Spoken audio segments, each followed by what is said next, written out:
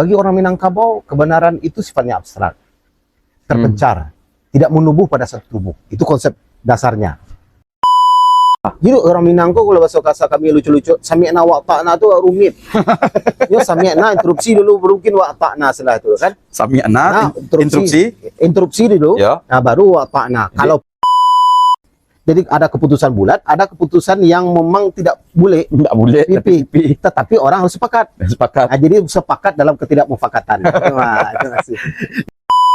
Makanya contohnya di Minangkabau apa yang nggak diberikan ruang perdebatan, ruang oposisi. Makanya secara kultural orang Minangkabau itu memberikan ruang oposisi terhadap masyarakatnya, terhadap pemimpinnya, relasi antar pemimpin dan masyarakat. Bahkan terhadap dirinya sendiri. Bahkan mungkin juga terhadap dirinya sendiri. Bahwa kadang-kadang lah yakin tapi tidak percaya kan itu. Jadi kalau ada orang Minangkabau yang patuah taklid buta, itu menurut saya agak problem secara konseptual sebagai orang Minangkabau.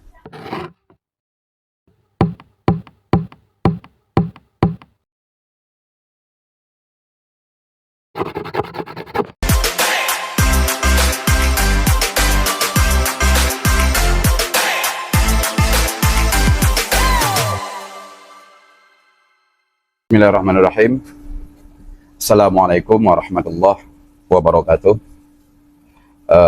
Kembali kita bersobok di Salwa. Hari ko hadir bersama kita Bang Taufik di dalam podcast kali ko atau diskusi kali ko.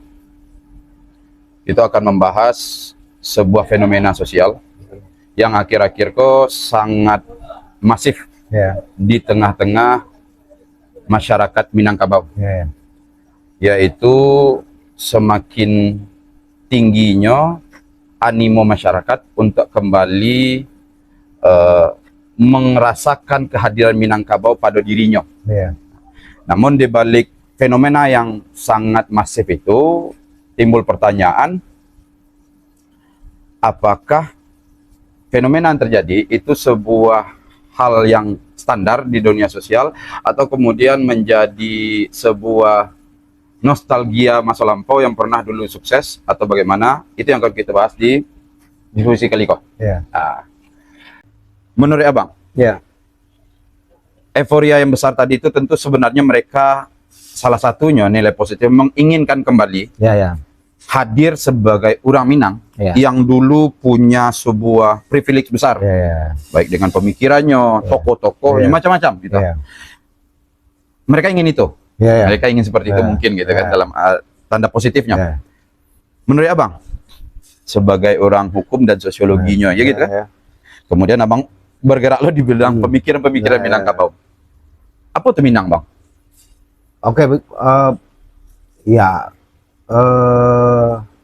Mungkin apa yang mau sampaikan perlu disclaimer dulu ya. Apa yang mau sampaikan berdasarkan bacaan Ambo, kemudian pengetahuan yang mau transfer dari berbagai macam orang, kemudian mau ekstrak dan kemudian mau simpulkan. Bukan berarti apa yang mau sampaikan itu benar ya, mungkin paten ya.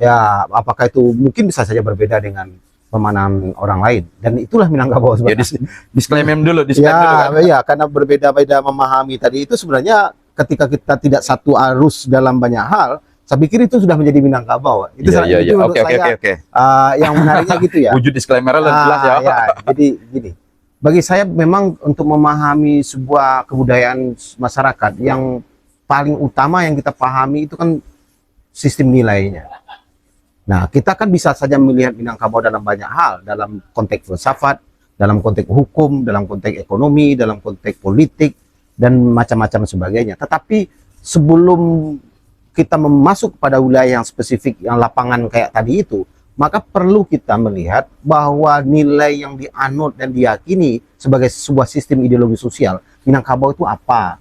Nah, itu kan nanti termanifestasi dalam lapangan-lapangan yang kayak ekonomi, politik, sosial, budaya, agama, dan sebagainya. Dalam konteks agama juga tidak bisa disamakan beragamanya orang Minangkabau sama dengan beragamanya orang Sunda, orang Jawa, berbeda.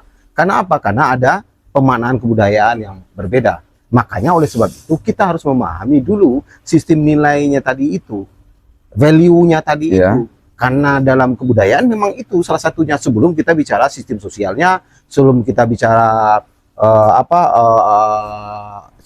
simbolnya atau artefaknya setelah itu, maka sistem nilai yang harus percaya. Bagi saya begini, salah satu untuk melihat kebudayaan itu, bagaimana masyarakat kebudayaan itu atau orang Minangkabau itu sendiri spesifiknya itu memahami beberapa hal. Satu, berbicara tentang persoalan dengan dirinya, ya, tentang dia dengan di luar dirinya, kemudian bicara dia dengan orang lain. Nah, itu yang menurut saya yang harus kita samakan persepsi itu. Salah satu contoh yang saya ingin saya sampaikan, bagaimana orang Minangkabau memahami sebuah kebenaran. Saya pikir itu sangat filosofis dan nilai, sehingga ketika kita paham, oh ternyata orang Minang memahami kebenaran seperti itu, maka itu berimplikasi atau termanifestasi dalam banyak hal, baik itu ekonomi, sosial, budaya, dan sebagainya. Contohnya modelku. Bagi orang Minangkabau, kebenaran itu sifatnya abstrak, terpencar, tidak menubuh pada satu tubuh. Itu konsep dasarnya. Kebenaran itu Abstrak, terpencar, tidak menubuh pada satu tubuh. tidak menubuh pada satu tubuh. Oke. Itu menurut saya kebenaran. Itu kebenaran Dalam perspektif saya, terhadap Minangkabau. Bagi orang Minangkabau, kebenaran seperti itu. Kalau seperti itu, bagaimana menafsirkannya dalam konteks relasi dengan manusia? Kan itu ya. Artinya dia memahami kebenaran itu abstrak, terpencar, dan kemudian tidak menubuh pada satu tubuh. Dia tidak dalam makna menempel pada tubuh. Berarti dalam sikap relasi sosialnya, orang Minangkabau itu sangat merdeka. Jadi dia tidak terpatok dengan A, B, C, D. Kalau A kata si A, atau bapaknya sekaligus, atau gurunya sekaligus, bukan berarti dia akan menelan mentah-mentah itu A juga. Maka ada ruang yang disediakan untuk menelaah sendiri, mencerna sendiri, bahwa belum tentu apa yang disampaikan itu benar. Karena kebenaran itu tidak menubuh pada tubuh. Nah, itu kan. Dia terpencar. Artinya semua orang punya akses terhadap kebenaran itu sendiri. Nah, makanya menurut saya yang paling menarik itu kan yang pepatah kita yang sangat populer. Kemanakan berajo ke mama, mama berajo ke penghulu, penghulu berajo ke musyawarah, musyawarah berajo ke mufakai berajo ke mana tagak surang. Nambana tagak surang itulah yang menurut saya sangat abstrak. Makanya di dalam hierarki itu, kemutlakan itu tidak ada. Kemutlakan itu hanya pada kebenaran yang berdiri sendiri itu sendiri. Dan bisa siapapun akses. Bisa siapapun akses. Makanya dalam konteks struktur sosial yang ada, raja saja, itu kan mereka relasinya patron klien. Kan itu ya, patron klien artinya relasi yang lurus kan gitu ya, patron klien. Tapi di Minangkabau nggak ketemu sebenarnya secara konseptual itu. Ya, secara konseptual nggak ketemu ya. Jadi kalau ada orang Minangkabau yang patuah taklid buta, itu menurut saya agak problem secara konseptual sebagai orang Minangkabau. Berarti di Minangkabau salah satu contoh itu tentang kebenaran saja, bahwa kebenaran itu bisa diakses siapapun. Bisa apapun. Contohnya tadi itu. Maka di Minangkabau yang menariknya, dari pemaknaan seperti itu, bagi orang Minangkabau tersedia ruang oposisi sebenarnya. Ada ruang berseberangan, ada ruang konflik yang harus tetap terjaga. Karena kebenaran tadi itu bisa diakses oleh siapapun. Makanya di Minangkabau ada pepatah yang populer mengatakan Rajo Alim Rajo Disambah, Rajo Zalim Rajo Disanggah, atau Rajo Bana Rajo Disambah, atau Rajo Salah Rajo Disanggah. Itu kan dalam struktur sosial bahwa raja sendiri, pemimpin sendiri, penghulu pun sendiri bisa disanggah.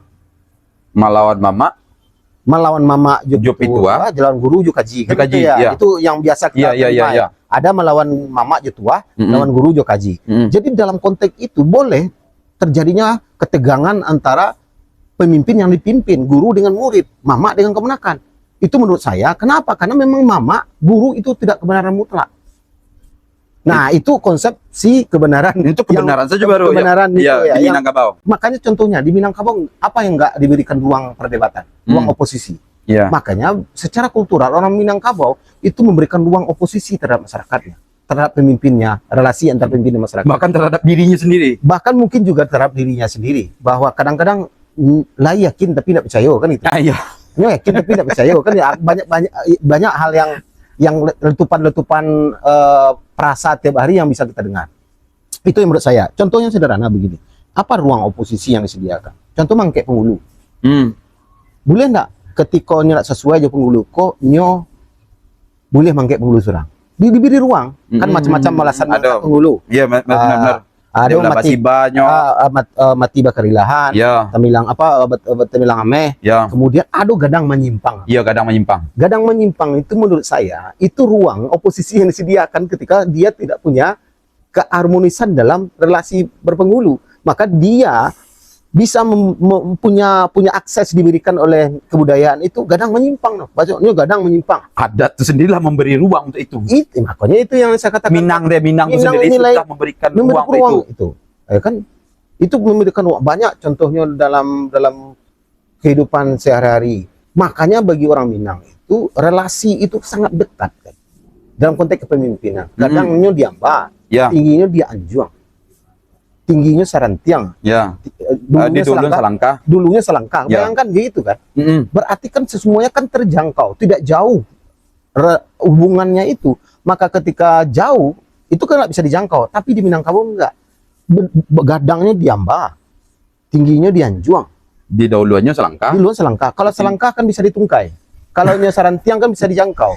Berarti kan relasi antara pemimpin yang dipimpin itu dekat. Kenapa legitimasi itu ada di tengah kaumnya, di tengah sukunya. Jadi orang besar Minangkabau tidak besar karena persoalan dia hebat sendiri, tetapi bahwa legitimasi kultural itu menjadi kuat. Maka dia menjadi mama nan Ari Bijaksana tadi itu. Itu mama dikemenakan. Iya, kan? Nan Ayejani sayapnya landai tadi itu. Iya. Itu yang menurut saya itu karismatiknya muncul di situ karena apa? Justifikasi, ya. Legitimasi kaum dan sukunya kuat. Makanya ada ruang kenapa posisinya seperti itu. Makanya tagak suku, paga suku kan? Iya. Tagak kaum, paga kaum. Itu maknanya. Kenapa kepercayaan mereka terhadap kepemimpinan? Ya. Tetapi dalam ruang tertentu disediakan ruang oposisi. Jadi kalau kita bicara bagaimana konsepsi oposisi dalam Minangkabau, ya begitulah menurut saya. Kalau gitu, Bang. Kemudian satu lagi, implikasi dari kebenaran tadi itu adalah bahwa di Minangkabau tidak ada istilahnya kebenaran yang menubuh pada tubuh, kan itu saya katakan. Maka implikasinya tidak ada istilahnya pengkultusan personal.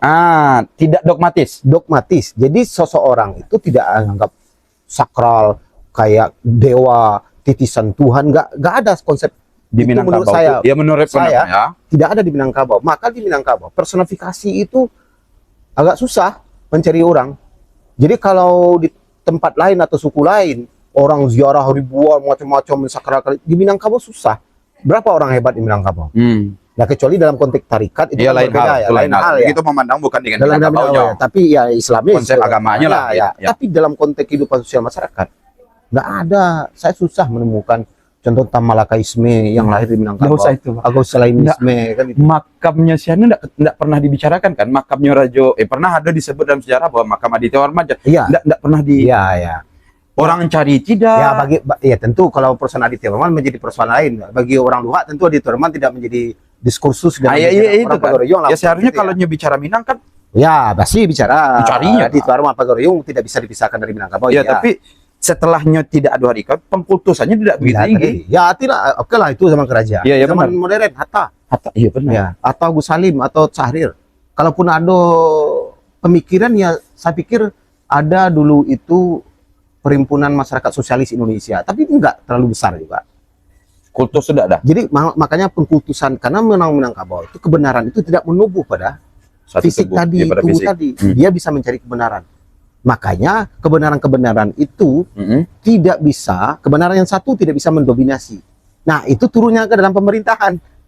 Bahwa ada Selingkah Nagari, Undang Selingkah Jorong, itu kan memberikan otonomi yang seluas-luasnya kepada negari. Tidak ada supranagari, kan? Iya, betul. Nah, itu juga terjemahan dari bagaimana kebenaran tadi dimaknai. Jadi kalau kita dalam ekonomi ya gitu. Maka ekonomi orang Minangkabau itu kan rumit. Dia berdiri dengan kakinya sendiri, kan? Kemerdekaan itu makanya kenapa dulu itu kaki lima itu banyak didominasi orang Minang, itu juga adalah implikasi dari cara berpikir itu tadi.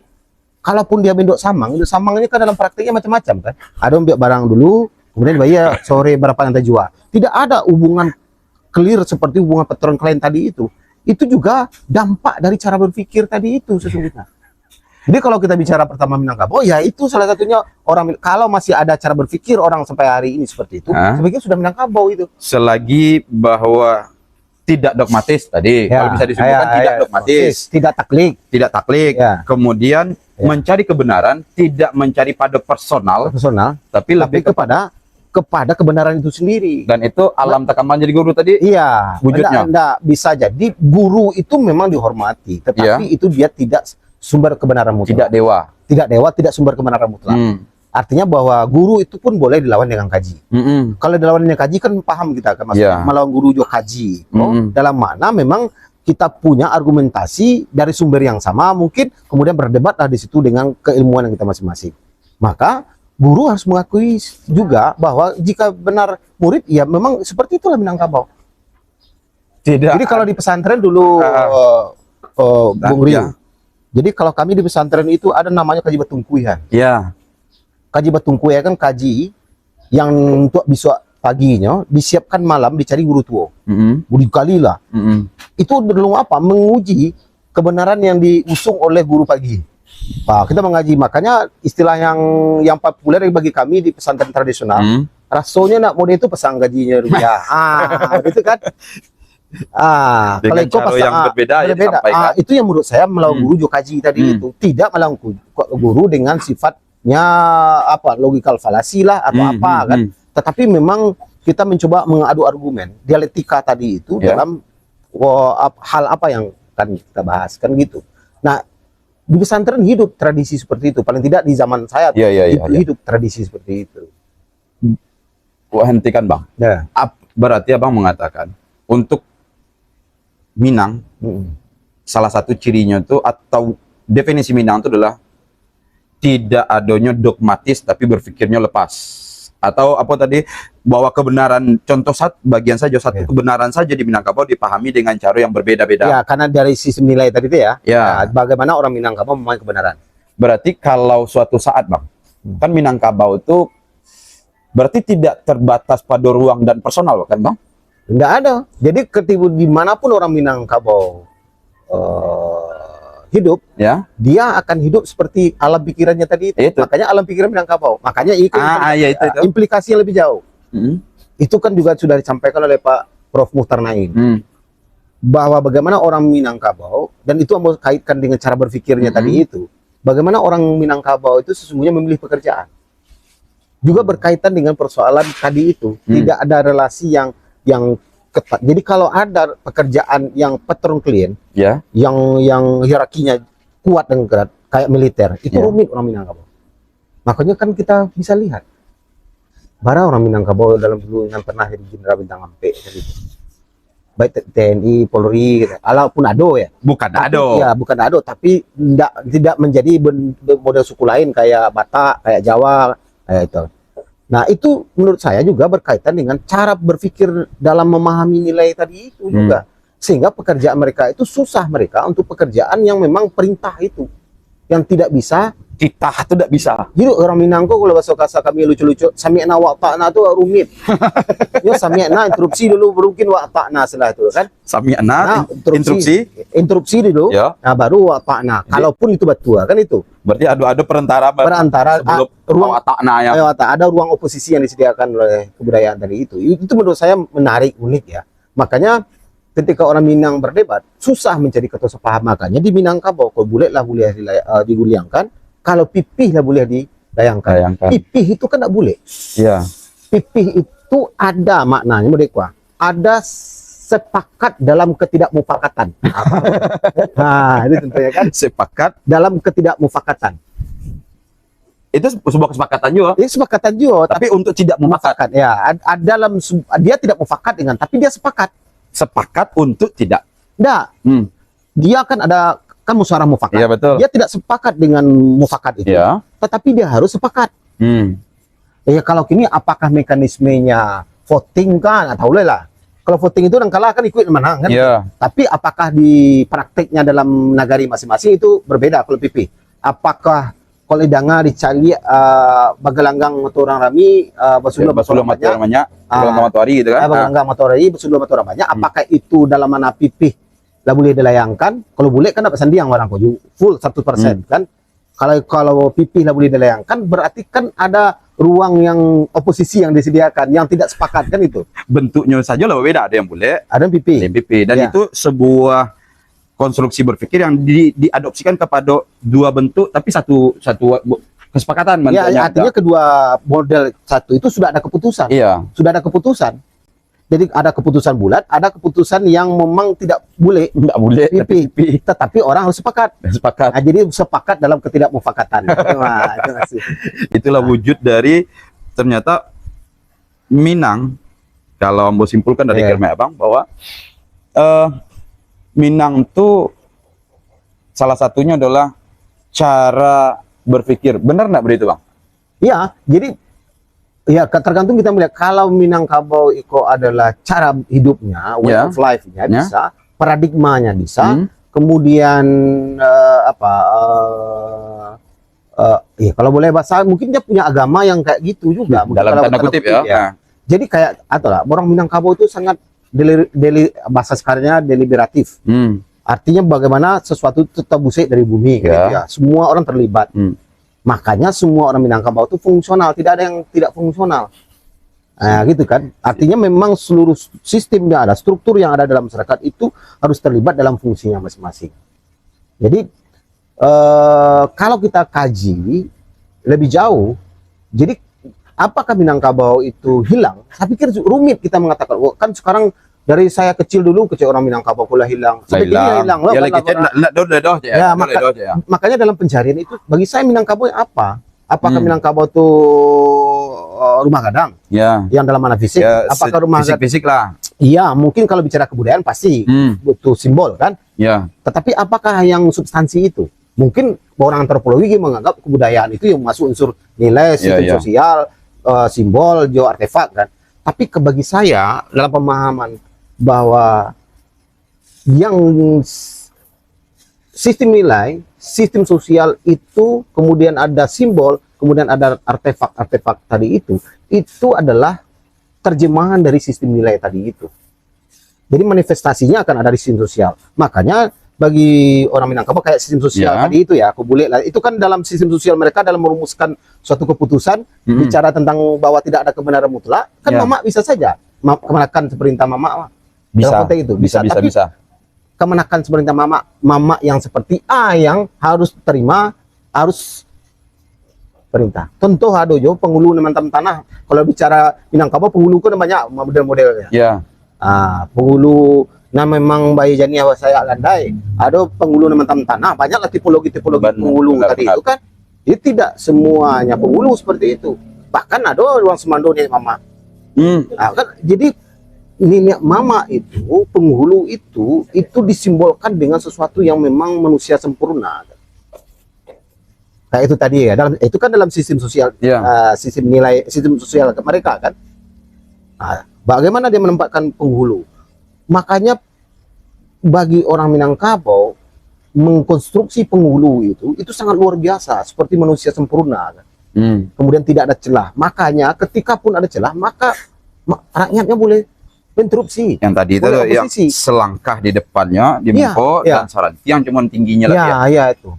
Sampai hal yang detail kan, sarek penghulu itu contohnya baik zatnya. Sampai gitu kan. Tidak hanya yang baru kan sidik, tablik, fatana, mana kan itu ya. Tapi salah satu yang menarik adalah baik zatnya. Bibitnya nih mama. Jadi bagi orang Minangkabau celah untuk kurang itu enggak ada nih mama, tapi tetap disiapkan mekanismenya tadi itu. Nah gitu. Bayangkan kalau bayangkan enggak pituahnya dulu gitu kok. Nenek mama dan gadang basa batuah. Iya.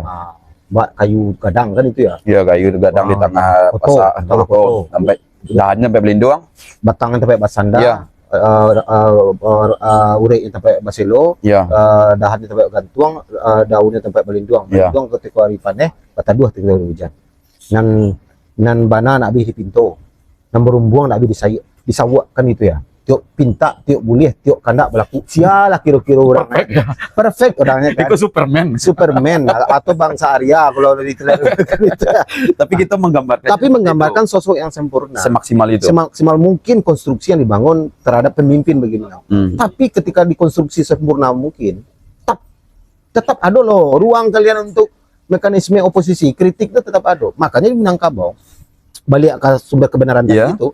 Yang kedua, Minangkabau memahami segala sesuatu itu dalam pertentangan dan perimbangan. Kalau kita ikut Mr. Nasrul, Ya. Nah, itu yang kedua nilai tadi. Pertentangan Dan perimbangan. Perimbangan, Jadi oke. kontradiksi dalam harmoni dalam kontradiksi. Nah, sebagian orang kan ada mengatakan tesis antitesis, tapi tesis antitesis yang Hegelian tadi itu menurut saya juga tidak pas. Tapi mungkin kalau saya lebih sepakat bicara tentang persoalan pertentangan dan perimbangan tadi itu. Jadi dalam pertentangan perimbangan itu ada semua unsur di situ, tidak ada yang dihilangkan. Tidak ada yang kemudian dinafikan ketika satu hal masuk. Jadi dia berada dalam pertentangan perimbangan. Disitulah harmoni dalam kontradiksi. Jadi makanya bagaimana memahami pertentangan dan perimbangan itu? Ya dalam kehidupan sosial mereka dalam berhubungan dengan orang, ya kok tagangnya yo bajilo-jilo, kok kanduangnya yo badantiang-dantiang. Akan itu memaknakan ada ruang nyo tagang yo, tapi nyo bajilo-jilo. Iya, benar. Kan tagang dah hilang. Iya. Kan dua pun ado kan? Tetap ada. Kedua-duanya ada. Dan bahkan pengistilahan yang dipakai pun dikontradiksinya tadi, tapi tidak menafikan. Menafikan itu ya. Jadi dia semua yang dimaksud ada. Kalau tesis kalau tesis antitesis kan ketika tesis ada, kemudian lahir antitesis, tesis hilang kan itu. Tapi dalam pertentangan perimbangan itu ada dalam satu unit keutuhan sesuatu tadi itu. Nah, itu yang istilahnya kontradiksi, harmoni dalam kontradiksi. Pertentangan dan perimbangan tadi. Kalau istilah sairo senyo jadi mah. Bisa aja beda-beda, tapi pilih sairo bisa aja sendiri yang banyak dalam kehidupan sosial, dalam kehidupan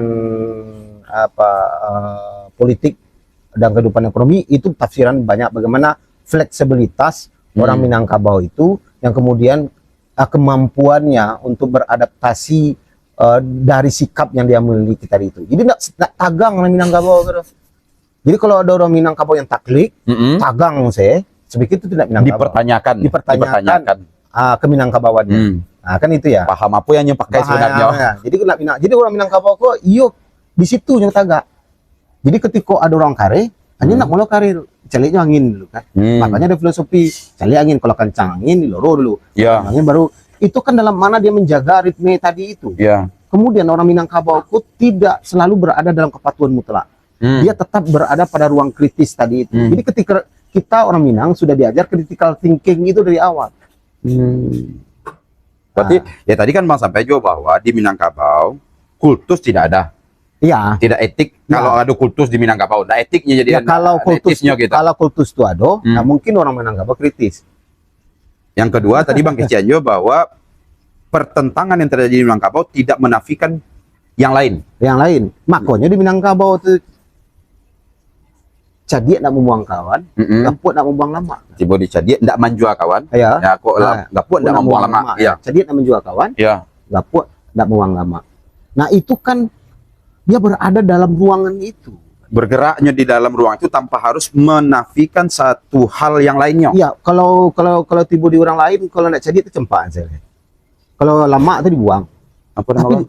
Bakisa dilapi anak salah aja. Tapi mungkin udah sampai duduk, tapi iya masih enggak. Maksud saya begini, bahwa ada unit bahagian di Minangkabau yang semuanya fungsional, tidak bisa dibuang.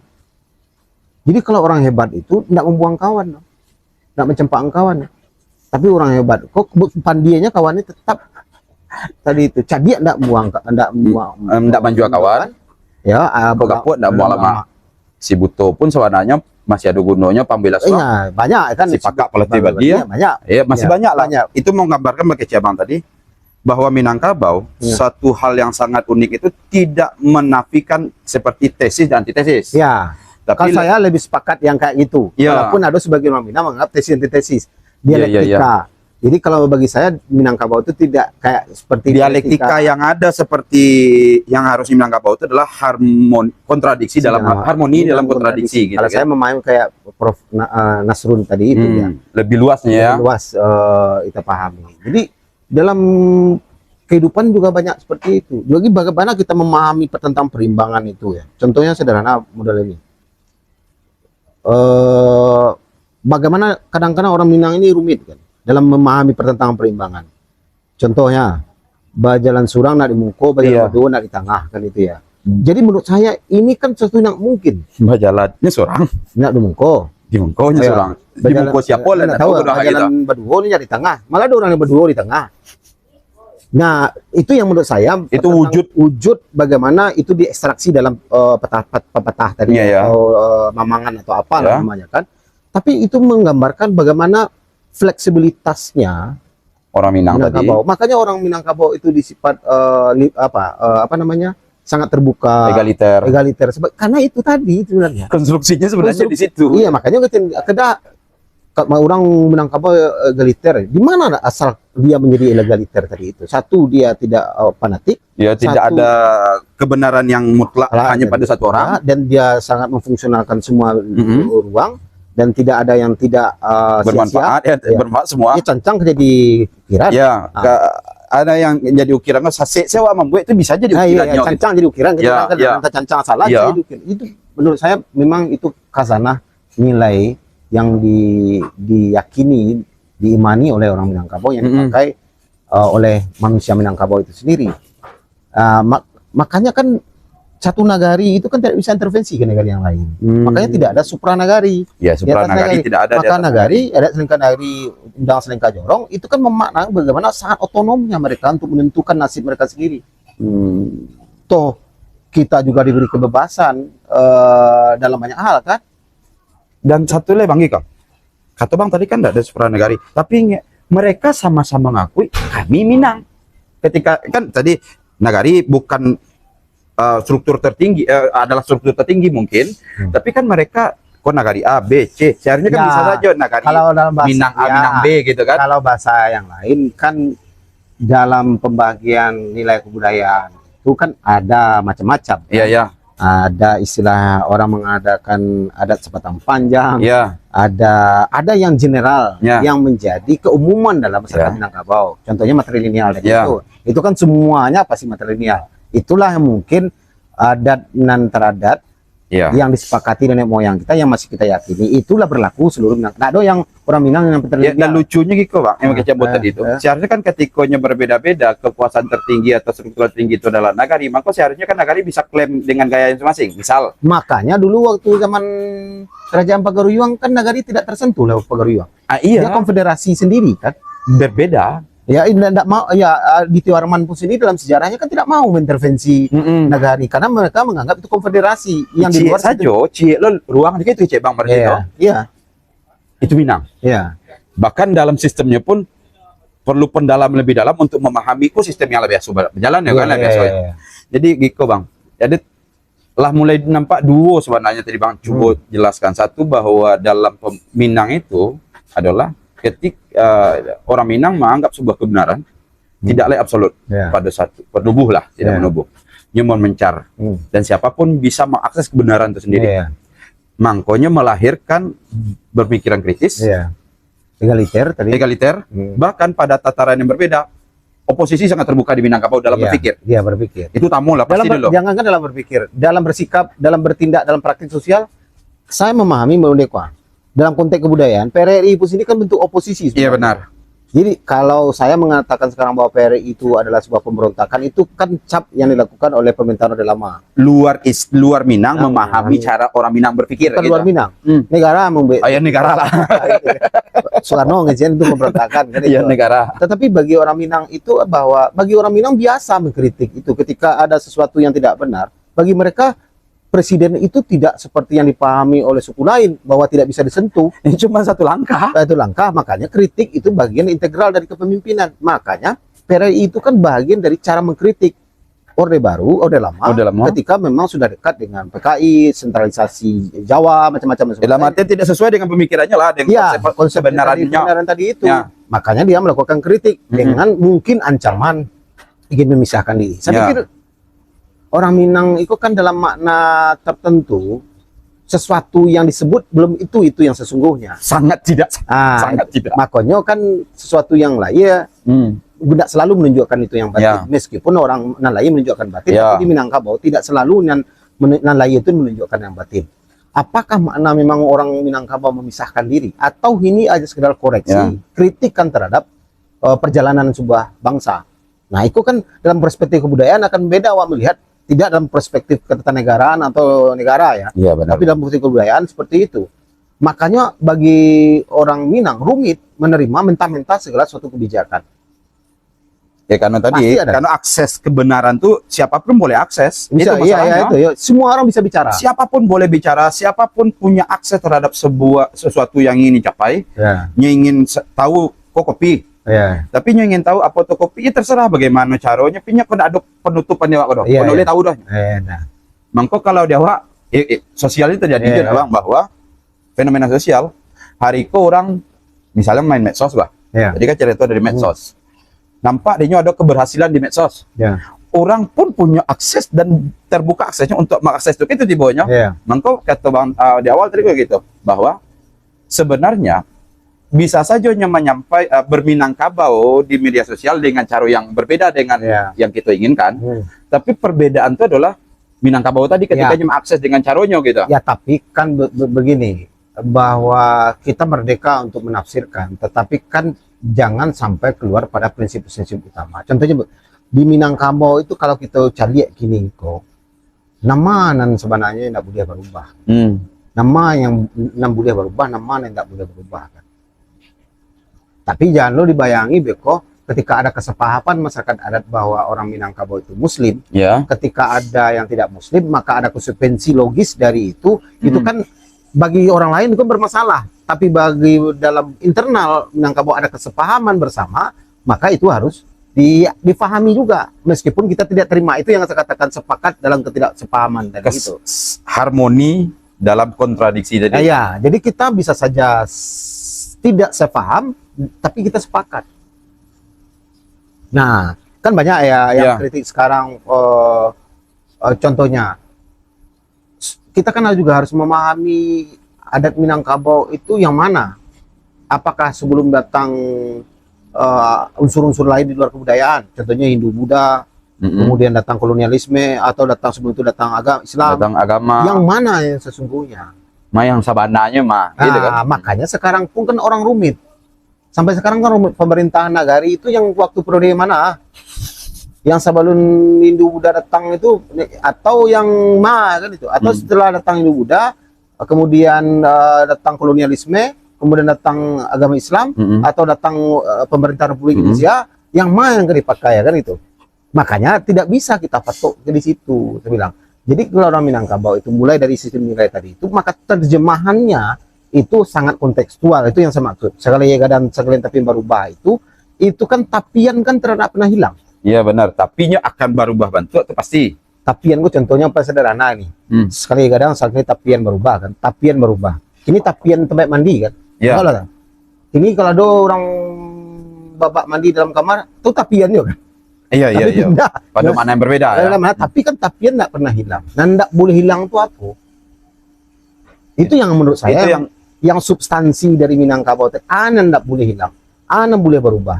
Jadi awak kadang-kadang berdebat dalam perdebatan yang kalau dalam bahasa fikihnya yang sebenarnya tasiniat, instrumental kan. Tidak dalam usuliyat. bukan konteks, bukan aslinya, usulinya, esensinya. esensi fundamentalnya. Kita berdebat pada persoalan instrumental, tidak yang fundamental. Makanya bagi saya waktu Minang model dalam subjektivisi saya, tidak jadi persoalan Minang, tapi jangan hilang yang fundamental tadi itu, bahwa ada kreativitas di luar yang fundamental, Ya, ekspresi. itu adalah bagian dari segala tapi yang berubah tadi itu. Nah itu, jadi kalau ini berubah, mungkin bagi orang tradisional mungkin jadi penting bagi mereka, kita hargai itu. Ya. Ya, tetapi kan fundamental lah. ya fundamental. Apakah pakaiannya seperti ini, modelnya begini, berubah-ubah? Saya pikir itu akan terjadi selalu kan.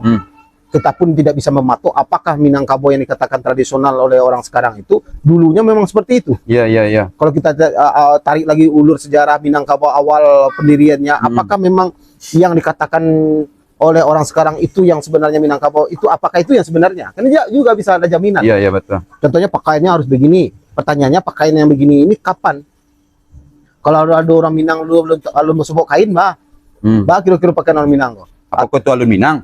Atau itulah Minang juga gitu. Banyak pertanyaan. Iya, makanya ketika alun ada sobok kain yang berludu kok atau kain pakaian dipakai orang Minang, kan nggak bisa juga kita jadi. Artinya itu yang Minangkabau itu yang berubah. Berarti jadi Minangkabau itu yang selalu berubah. Itulah yang sebutkan bahwa Bang Kece Bang tadi, Minang itu adalah sebuah proses yang kemudian terbuka, berpikirnya itu tidak kultus, kan? Karena kebenaran itu bisa diakses siapapun. Kalau ada perbedaan di Minangkabau itu adalah sebuah keniscayaan benar, harus ada, karena memang terbuka. Makanya terbuka. Dalam konteks perdebatan itu, maka fungsi minyak mama penghulu itu situ kunci. Makanya syarat jadi penghulu itu kan balam lawe. Balam lawe balawit leba. Oh, dalam pemikiran. Makanya dia yang menjadi penunjuk bahwa akan terjadi sengketa macam-macam dan sebagainya. Maka syarat menjadi mama itu balawit lawe balam leba. Nambah rumbung nak biri sawat, nambah nak biri pintu. Tiap pinta tu boleh tidak berlaku. Semua orang senang kan itu ya. Iya. Nah, makanya akomodirnya. Tidak bisanya mantam tanah. Nggak bisanya berpikir kampung kaki bautak ke Pegalangan. Itu ya. Mama nggak bisa udah itu doh. Makanya nan dia ayunya jannya sayapnya landai kan sejuk nyaman orang. Makanya konstruksi kita itu tentang nek mama itu karena dia akan berhadapan dengan sengketa setiap hari. Walaupun itu dalam tanda kutip kok perfect lah, sempurna. Iya enggak. Itu konstruksinya seperti itu. Enggak. Karena dia akan menghadapi sengketa setiap saat karena kultur masyarakatnya model itu. Makanya prototipenya pemimpin seperti itu semaksimal itu. Iya, semaksimal itu karena dia tiap hari akan menghadapi sengketa antara mama akan iko pembagian wari iko. Bayangkan kalau mamanya nak balawi leba sampai si kalangannya kan susah kan gitu. Itu ya berarti konstruksi bahwa betul kecebang tadi bahwa sebenarnya dialektika Minang tadi itu yang agak berbeda dengan pemahaman orang, itu melahirkan berpikirnya bebas dalam tanda kutip, ada batasan-batasan yang ada. Karena ada kebenaran yang diakses, bebas.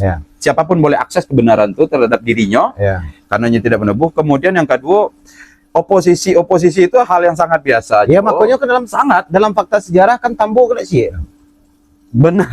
Itu contoh ya. Ya tadi saya pakai Minang yang sebelum Islam masuk, sesudah Islam masuk, kolonial kita bicaralah tentang persoalan eksistensi Pagariuang Indonesia di Arman itu berbeda Tambo penyediaan atau benturannya sudah Tambo adalah bukti-bukti sejarah dan artefak dan ada beda kan, dan itu merdeka makanya masing-masing negara punya Tambo sendiri. Itu kan, dan itu tidak tercatat. Nah, itulah kelebihan orang Minang lain. Karena kenapa orang Minang tidak punya tradisi menulis? Kamu pikir itu juga bahwa orang Minang ketika dituliskannya yang terjadi apa? Dominasi ya terhadap makna. Karena teks itu membatasi makna. Kultus pun jadinya kultus teks menjadi kultus kan. Makanya tidak ada ambu mencurigai model itu kan. Orang Minang biarlah lepeh gitu. Tionya awari nama Jawa kok bisa tambah kan. Wari nama terima, wari nama Jawa kah pusako nan mau terima, limbago nan mau Jawa kah, model ada mungkin ada tukuk tambahnya. Makanya tidak kuat tradisi tulis. Kamu pikir karena orang Minang mungkin orang Minangku tidak mau jadi kok kan disclaimer awak, kok pemikiran awak gitu kan ada tadi. Orang Minangku tidak mau didominasi oleh teks karena ketika teks hadir maka makna terbatas. Jadi kultus akibatnya ujung-ujungnya kultusnya.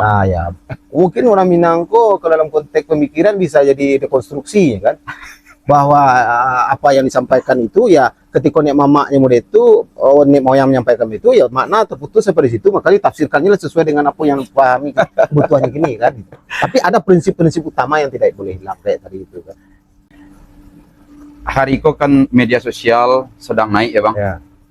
Kemudian masyarakat Minang akhir-akhir memanfaatkan kehadiran media sosial tadi untuk kembali menampakkan Minang-Minang mereka gitu. Menurut Abang wajar enggak seperti itu Bang? Mencari fenomena kini kok memang dalam sejarah atau kebudayaan apapun memang terjadi kan fluktuasi. Artinya bahwa ada masanya orang ingin kembali seperti kenikmatan yang mereka peroleh pada dulu, kemudian mencoba untuk merevitalisasi, kemudian untuk mencoba mempraktekkan. Ada yang berpikir bahwa itu harus diduplikasi seperti lampau, kemudian dihadirkan pada hari ini, macam-macam ya. Tapi dari fenomena itu bisa sesungguhnya kita bisa lihat ada 3 kategori manusia Minangkabau dalam melihat sebuah kerinduan tadi itu. Nah, ya, kalau saya menamakan kerinduan tadi itu, yang pertama ada tipologi manusia Minangkabau yang sifatnya apologetik. Artinya dia mencoba untuk mensanggah bahwa Minangkabau itu memang hebat, bahwa Minangkabau itu seperti ini, bahwa Minangkabau itu kalau ada begini begitu ya. Ada tipologi orang Minangkabau yang afirmatif, yang mempositifkan semuanya ya, begini begitu gitu. Ada yang ketiga yang menurut saya ini yang menjadi start point kita, adalah manusia Minangkabau yang identifikatif. Apa maksudnya identifikatif? Mencoba mengidentifikasi nilai-nilai lama ya yang menjadi pokok, kemudian menghadirkan nilai-nilai baru yang cocok dengan konteks sekarang. Jadi kalau dalam bahasa fikihnya itu memelihara yang lama yang baik, mengambil yang baru yang lebih baik, seperti itu. Nah, ini yang menurut saya yang perlu kita lakukan. Jadi kita tidak masuk pada ruang perdebatan yang tidak bermanfaat atau ruang-ruang perdebatan yang sifatnya instrumental. Jadi kita masuk pada ruang-ruang yang sangat substansi dan usuli. Jadi menurut saya itu yang terjadi hari ini. Jadi kalaupun ada kerinduan sekarang bahwa Minangkabau seperti A dengan implikasi sejarahnya, dampak sejarahnya, saya pikir itu adalah sebuah prestasi nenek moyang kita yang tidak bisa kita lupakan. Tetapi apakah sistem yang dulu itu kontekstual hari ini? Nah, ini yang perlu kita diskusikan bersama. Bagaimana kita harus beradaptasi kita dengan nilai yang menjadi prinsip itu, kemudian menghadirkan sekarang dengan segala modifikasi dan perbaikannya. Tentu seperti itu yang harus kita lakukan. Menurut saya posisi kita harus seperti itu. Jadi kalaupun ada kerinduan sekarang, saya pikir semua kebudayaan seperti itu. Contohnya saja, ini yang paling yang paling fenomenal kemarin, Donald Trump kan, dalam kampanye, Make American Great Again. Itu kan sebuah, apakah romantisme namanya, euforia masa lalu dan sebagainya, tapi spirit itu menurut saya menjadi bahagian inheren dalam kehidupan kebudayaan, dalam kehidupan berbangsa dan bernegara, seperti itu. Berarti abang mengatakan bahwa kondisi sosial hari kok, kayak di media sosial mereka kembali euforia Minangnya naik balik, semua kegiatan yang berbau Minangkabau dihidupkan kembali, itu suatu kewajaran. Ya kalau bahasa yang populernya memaki batang tarandam, kemudian merevitalisasi lah apa namanya istilah seperti itu. Artinya kan itu ingin menghadirkan tidak dalam makna duplikasi menurut saya, tetapi bagaimana menghadirkan nilai itu kembali, menginovasi, menghadirkan nilai lama yang menjadi poin penting dalam Minangkabau itu apa, kemudian apa yang menjadi implikasi dari nilai itu yang sesuaikan dengan konteks hari ini. Jadi tidak dalam makna menduplikasi, oh seperti itu dulunya harus sama. Ya, contohnya surau, apakah surau dibikin lagi kan enggak juga, tapi bagaimana menarik nilai surau yang ada 3 komponen di dalamnya paling utama itu pada konteks hari ini, tapi dalam media dan ruang yang berbeda. Menurut saya saya pikir spirit itu yang harus dikedepankan. Berarti bahwa media sosial menjadi wadah kewajaran untuk bangkitnya keminangkabauan itu adalah sebuah kewajaran secara dunia gitu ya, karena, dan itu keharusannya.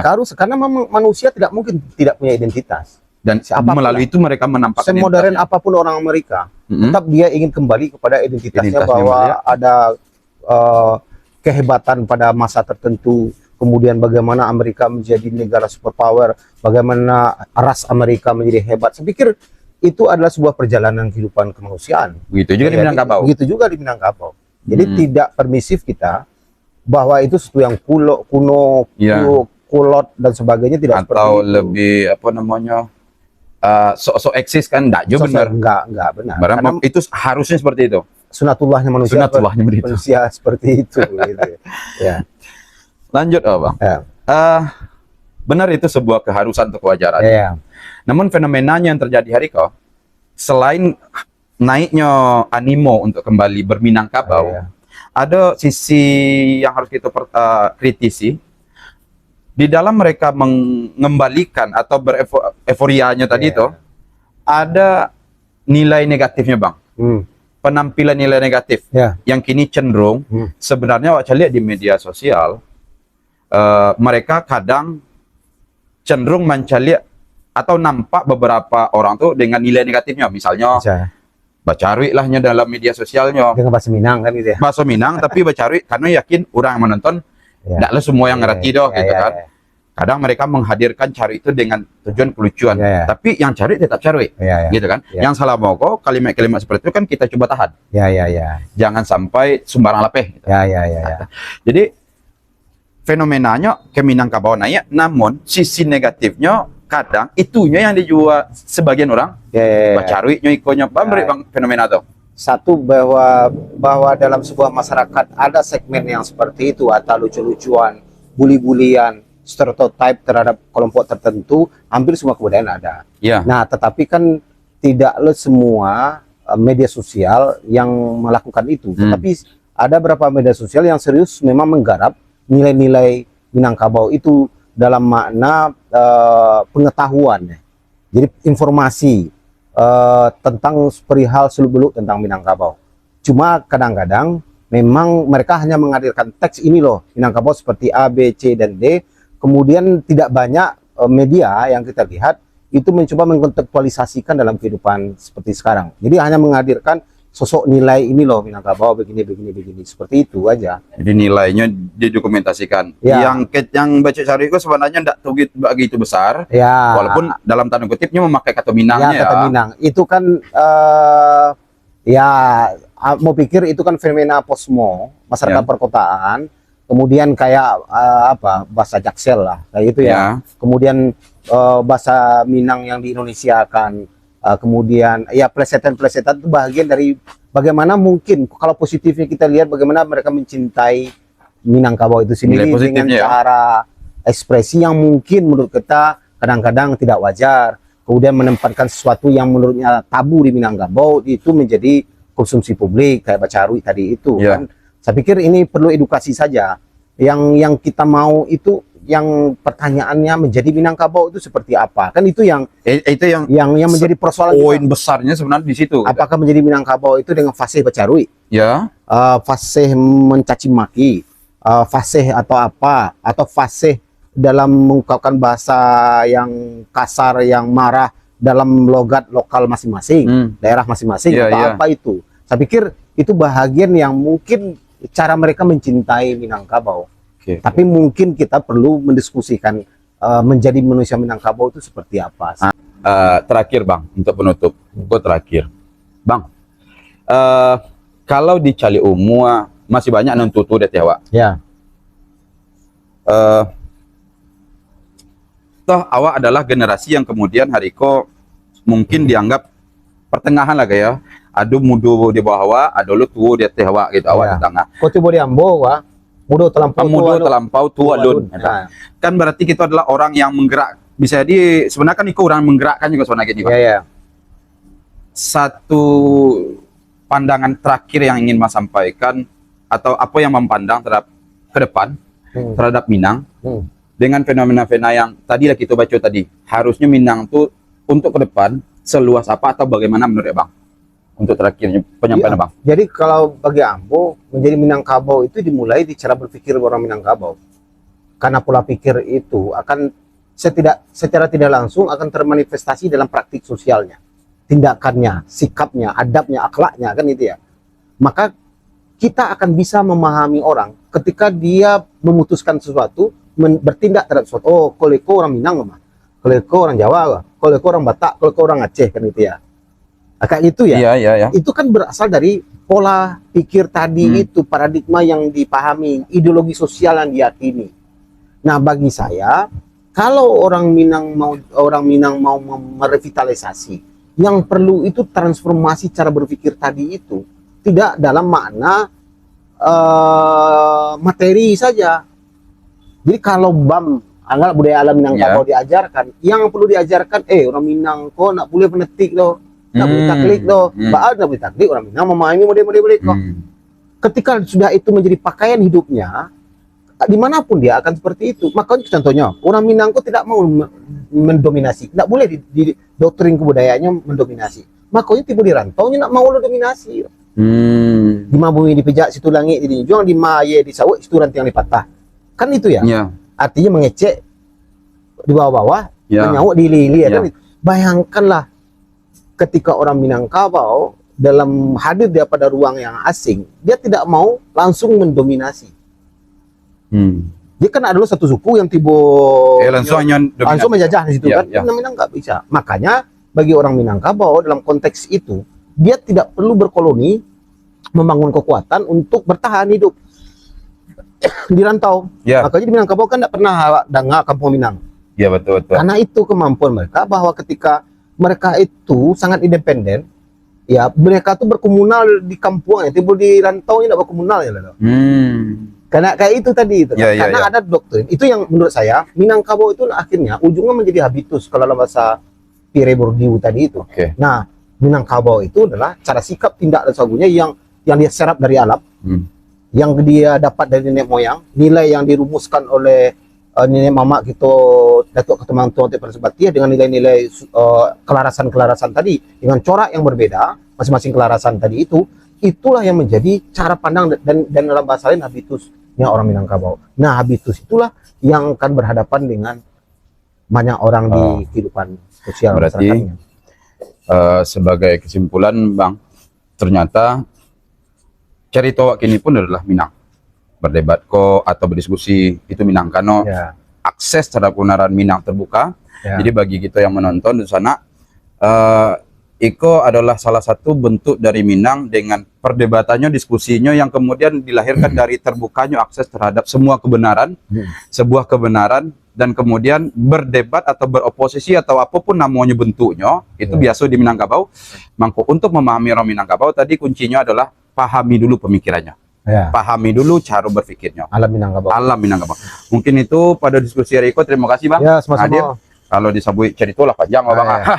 Mudah-mudahan ada manfaat kita bersama. Kami selalu mundur diri. Kalau ada yang ingin disampaikan di komentari, silakan tulis di kolom komentar. Jangan lupa ikuti juga channel-channel atau media sosial kami yang lainnya di berbagai platform. Terima kasih. Assalamualaikum warahmatullahi wabarakatuh. Waalaikumsalam warahmatullahi wabarakatuh.